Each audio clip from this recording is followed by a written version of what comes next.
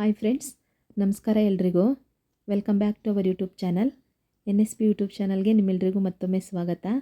Friends, ನಾನಿವತ್ತು ನಿಮ್ಮ ಜೊತೆ ಶೇರ್ ಮಾಡ್ಕೊತಾ ಇರೋ ರೆಸಿಪಿ ಬಂದು ಹಿರಳೆಕಾಯಿ ಉಪ್ಪಿನಕಾಯಿ. ನಮ್ಮ ಸೈಡ್ ಇದಕ್ಕೆ ಹಿರಳೆಕಾಯಿ ಅಂತ ಹೇಳ್ತಾರೆ, ಕೆಲವು ಸೈಡ್ ಇದಕ್ಕೆ ಕಂಚಿಕಾಯಿ ಅಂತಲೂ ಹೇಳ್ತಾರೆ. ಇದು ನಾಟಿ ಹಿರಳೆಕಾಯಿ. ನಾನಿಲ್ಲಿ ಒಟ್ಟು 4 ಹಿರಳೆಕಾಯಿನ ತೊಗೊಂಡಿದ್ದೀನಿ.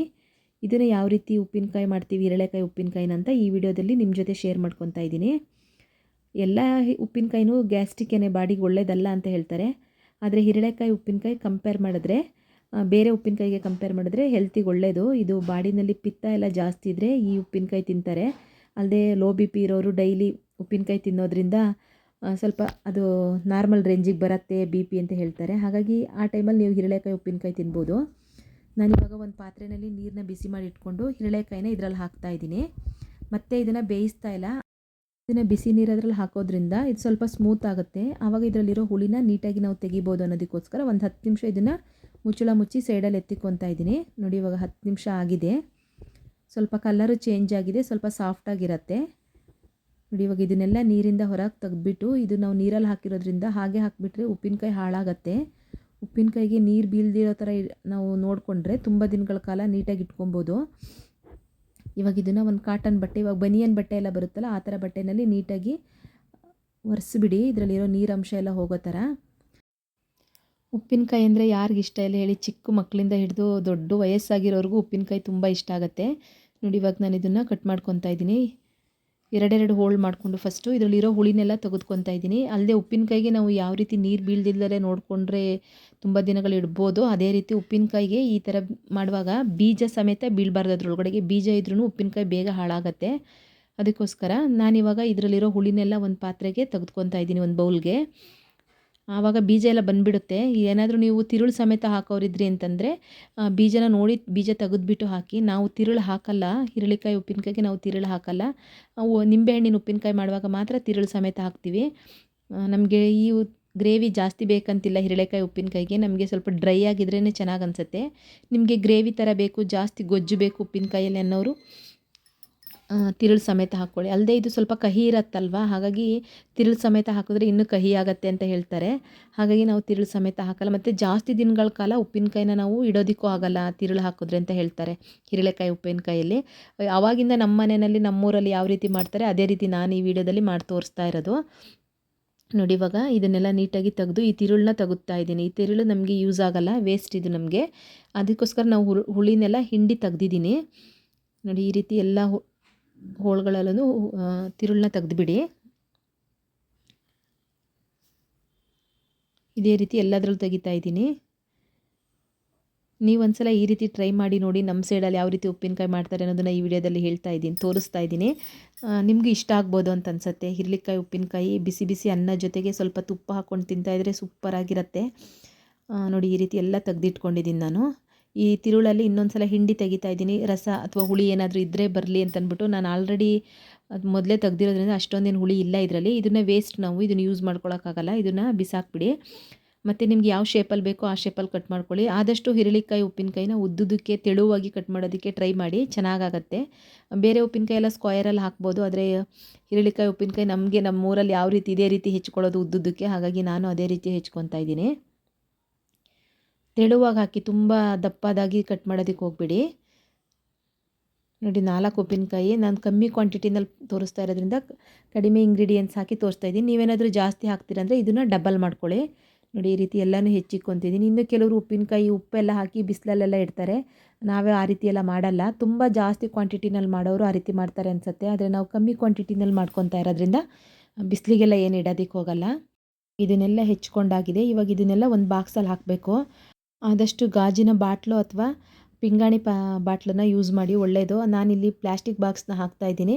ಕೆಲವೊಂದು ಸಲ ಪ್ಲಾಸ್ಟಿಕ್ ಬಾಕ್ಸಲ್ಲೂ ಉಪ್ಪು ಹುಳಿ ಹಾಕಿರೋದ್ರಿಂದ ರಿಯಾಕ್ಟ್ ಆಗುತ್ತೆ ಅಂತ ಹೇಳ್ತಾರೆ. ಆದಷ್ಟು ಪ್ಲಾಸ್ಟಿಕ್ನ ಯೂಸ್ ಮಾಡೋದು ಕಮ್ಮಿ ಮಾಡಿ ಅಂತ ಹೇಳ್ತಾರೆ. ಫುಲ್ಲು ಕಮ್ಮಿ ಮಾಡೋದಕ್ಕೆ ಸ್ವಲ್ಪ ಕಷ್ಟನೇ ಆಗುತ್ತೆ, ಆದರೆ ಕ್ರಮೇಣ ನಾವು ಅದನ್ನು ಕಮ್ಮಿ ಮಾಡ್ಕೊತ ಹೋಗ್ಬೋದು. ಇವಾಗ ಇದನ್ನು ಒಂದು ಬಾಕ್ಸಲ್ಲಿ ಹಾಕಿ ಇದಕ್ಕೆ ಅರಿಶಿನ ಪುಡಿ ಹಾಕಿದ್ದೀನಿ. ಇಲ್ಲಿ ನಾನು ಕಲ್ಲುಪ್ಪನ್ನ ಪುಡಿ ಮಾಡಿ ಇಟ್ಕೊಂಡಿದ್ದೀನಿ, ಬೇಗ ಕರಗತ್ತೆ ಅನ್ನೋದಕ್ಕೋಸ್ಕರ. ಒಂದು ಹಿರಳೆಕಾಯಿಗೆ 1.5 ಇಂದ 2 ಸ್ಪೂನಷ್ಟು ನಾನು ಉಪ್ಪನ್ನ ಸೇರಿಸ್ತಾ ಇದ್ದೀನಿ. ಇದು ಪುಡಿ ಉಪ್ಪಲ್ಲ, ಇದು ಕಲ್ಲುಪ್ಪನ್ನ ಪುಡಿ ಮಾಡಿ ಇಟ್ಕೊಂಡಿರೋವಂಥದ್ದು. ಹಾಗಾಗಿ 1.5 ಅಷ್ಟು ಉಪ್ಪನ್ನ ಹಾಕ್ಕೊಂಡ್ರೆ, 1.5 ಸ್ಪೂನಷ್ಟು ಹಾಕ್ಕೊಂಡ್ರೆ ಸಾಕಾಗತ್ತೆ. ಉಪ್ಪನ್ನು ಕಮ್ಮಿ ಮಾಡಬೇಡಿ, ಪರವಾಗಿಲ್ಲ, ನಿಮ್ಗೆ 2 ಬೇಕಂದ್ರೆ ಹಾಕ್ಕೊಳ್ಳಿ. ಉಪ್ಪು ಕಮ್ಮಿ ಆದ್ರೇನು ಉಪ್ಪಿನಕಾಯಿ ಬೇಗ ಹಾಳಾಗತ್ತೆ. ಮೇನ್ ಉಪ್ಪಿನಕಾಯಿಗೆ ಹುಳಿ ಮತ್ತು ಉಪ್ಪು ಜಾಸ್ತಿ ಇರಬೇಕು. ನೋಡಿ, ಇವಾಗ ಇದನ್ನು ನೀಟಾಗಿ ಮಿಕ್ಸ್ ಮಾಡ್ಕೊತಾ ಇದ್ದೀನಿ. ಎಲ್ಲ ಕಡೆ ಅರಿಶಿನ ಮತ್ತು ಉಪ್ಪು ನೀಟಾಗಿ ಮಿಕ್ಸ್ ಆಗಲಿ ಅನ್ನೋದಕ್ಕೋಸ್ಕರ ನೀಟಾಗಿ ಮಿಕ್ಸ್ ಮಾಡಿಕೊಂಡು ನಾವು ಹುಳಿ ಹಿಂಡಿ ಎತ್ತಿಕೊಂಡಿದ್ವಲ್ವ, ಅದನ್ನು ಇದರಲ್ಲಿ ಹಾಕ್ಕೊತಾ ಇದ್ದೀನಿ. ಬೀಜ ಬೀಳ್ದಿರೋ ಥರ ಇದನ್ನು ಸೋಸ್ಕೊಳ್ಳಿ. ಬೀಜ ಬಿದ್ದರೆ ಹಾಳಾಗತ್ತೆ, ಅದಕ್ಕೋಸ್ಕರ. ಮತ್ತು ಚೆನ್ನಾಗಿ ಅನ್ಸೋದಿಲ್ಲ, ಮಧ್ಯದಲ್ಲಿ ಯಾವಾಗಲೂ ತಿನ್ನುವಾಗ ಬೀಜ ಸಿಕ್ತಂದರೆ ಕಹಿ ಕಹಿ ಆಗುತ್ತೆ. ಹಾಗಾಗಿ ಬೀಜನ ಬೀಳ್ದಿರೋ ಥರ ನೋಡ್ಕೊಳ್ಳಿ. ನಿಮ್ಗೇನಾದರೂ ಈ ಟೈಮಲ್ಲಿ ಹುಳಿ ಕಮ್ಮಿ ಆಯ್ತಂದರೆ ನೀವು ಬೇಕಂದರೆ ಇನ್ನೂ 1-2 ನಿಂಬೆಹಣ್ಣು ಅಥವಾ ಹೇಳಿಕಾಯಿ ಇತ್ತಂದರೆ ಅದ್ರ ರಸನ ಹಿಂಡಿ ಇದರಲ್ಲಿ ಹಾಕ್ಕೊಬೋದು. ನಾನಿವಾಗ ಸದ್ಯಕ್ಕೆ ಹಾಕ್ತಾಯಿಲ್ಲ, ಯಾಕೆಂದರೆ ಇದನ್ನು 2 ಡೇಸ್ ಹೀಗೆ ಇಡ್ತೀವಲ್ವ, ಅವಾಗ ಗೊತ್ತಾಗುತ್ತೆ ನಮಗೆ ಹುಳಿ ಕಮ್ಮಿ ಆಗಿತ್ತಂತಂದರೆ. ನೋಡಿ, ಇವಾಗ ಇದಾಗಿದೆ. ಇದನ್ನು ನೀಟಾಗಿ ಒಂದು ಮುಚ್ಚಳ ಏನಾದರೂ ಮುಚ್ಚಿಬಿಟ್ಟು ಏರ್ ಟೈಟ್ ಬಾಕ್ಸಿಗೆ ಹಾಕ್ಕೊಳ್ಳಿ. ಮುಚ್ಚಳ ಲೂಸ್ ಇರೋದಕ್ಕೆಲ್ಲ ಹಾಕೋದಕ್ಕೆ ಹೋಗ್ಬಿಡಿ. 1-2 ದಿನ ಇಟ್ಬಿಡಿ. ನೋಡಿ, ಇವಾಗ 2 ದಿನ ಆಗಿದೆ. ನೋಡಿ, ಉಪ್ಪಿನಕಾಯಿ ನಾವು ಅರಿಶಿನ ಹಾಕಿರೋದ್ರಿಂದ ಕಲರು ಚೇಂಜ್ ಆಗಿದೆ, ಸ್ವಲ್ಪ ಸಾಫ್ಟಾಗಿ ಆಗಿರುತ್ತೆ. ಇವಾಗ ಇದೇ ಪಾತ್ರೆಯಲ್ಲಿ, ಅಂದರೆ ಇದೇ ಬಾಕ್ಸಲ್ಲಿ ನನಗೆ ಖಾರ ಎಲ್ಲ ಹಾಕೋದಕ್ಕೆ ಕಷ್ಟ ಆಗುತ್ತೆ. ಹಾಗಾಗಿ ನಾನು ಇದನ್ನು ಒಂದು ಪಾತ್ರೆಗೆ ಶಿಫ್ಟ್ ಮಾಡ್ಕೊತಾ ಇದ್ದೀನಿ. ಪಾತ್ರೆನೂ ಅಷ್ಟೇ ಒದ್ದೆ ಇಲ್ದಿರೋ ಥರ ನೋಡ್ಕೊಳ್ಳಿ. ಇದರಲ್ಲಿ ಹಾಕಿ ಇಟ್ಕೊತಾ ಇದ್ದೀನಿ ಉಪ್ಪಿನಕಾಯಿನೆಲ್ಲ. ನಾವು ಇದರೆಲ್ಲ ನೀಟಾಗಿ ಮಿಕ್ಸ್ ಮಾಡಿ ಉಪ್ಪು ಖಾರನೆಲ್ಲ ನಾವು ಯಾವ ಬಾಕ್ಸಿಗೆ ಬೇಕೋ ಆ ಬಾಕ್ಸಿಗೆ ತುಂಬಿಟ್ಕೊಬೋದು ಅನ್ನೋದಕ್ಕೋಸ್ಕರ. ಆದಷ್ಟು ಸ್ಟೀಲ್ಗೆಲ್ಲ ಹಾಕಬೇಡಿ. ಸ್ಟೀಲ್ ಸ್ಪೂನು, ಸ್ಟೀಲು ಪಾತ್ರೆ ಅಥವಾ ಸ್ಟೀಲು ಬಾಕ್ಸ್ಗೆಲ್ಲ ಹಾಕಿದ್ರೆ ಅದು ರಸ್ಟ್ ಹಿಡ್ದಂಗೆ ಆಗುತ್ತೆ. ಅದಕ್ಕೋಸ್ಕರ ಇವಾಗ ಇದಕ್ಕೆ ಮಸಾಲೆಗೆ ಒಂದು ಬಾಣಲೆ ಇಟ್ಕೊಂಡು ಇದಕ್ಕೆ 1/4 ಟೇಬಲ್ ಸ್ಪೂನಷ್ಟು ಮೆಂತ್ಯ, 1/2 ಟೇಬಲ್ ಸ್ಪೂನಷ್ಟು ಸಾಸಿವೆ, ಸ್ವಲ್ಪ ಬೆಚ್ಚಗೆ ಮಾಡ್ಕೊತಾ ಇದ್ದೀನಿ. ಇದನ್ನು ನೀಟಾಗಿ ಡ್ರೈ ರೋಸ್ಟು ಹಾಗೆ ಹುರಿಯೋದಕ್ಕೆಲ್ಲ ಹೋಗಬೇಡಿ. ಕಲರ್ ಚೇಂಜ್ ಆದರೆ ಉಪ್ಪಿನಕಾಯಿ ಕಲರ್ ಚೇಂಜ್ ಆಗಿಬಿಡುತ್ತೆ, ಕಪ್ಪು ಥರ ಆಗುತ್ತೆ. ಸ್ವಲ್ಪ ಬೆಚ್ಚ ಮಾಡಿಕೊಂಡ್ರೆ ಸಾಕಾಗುತ್ತೆ. ಇದಕ್ಕೆ 1 ಅಥವಾ 1.5 ಟೇಬಲ್ ಸ್ಪೂನಷ್ಟು ಜೀರಿಗೆನ ಸೇರಿಸ್ಕೊತಾ ಇದ್ದೀನಿ.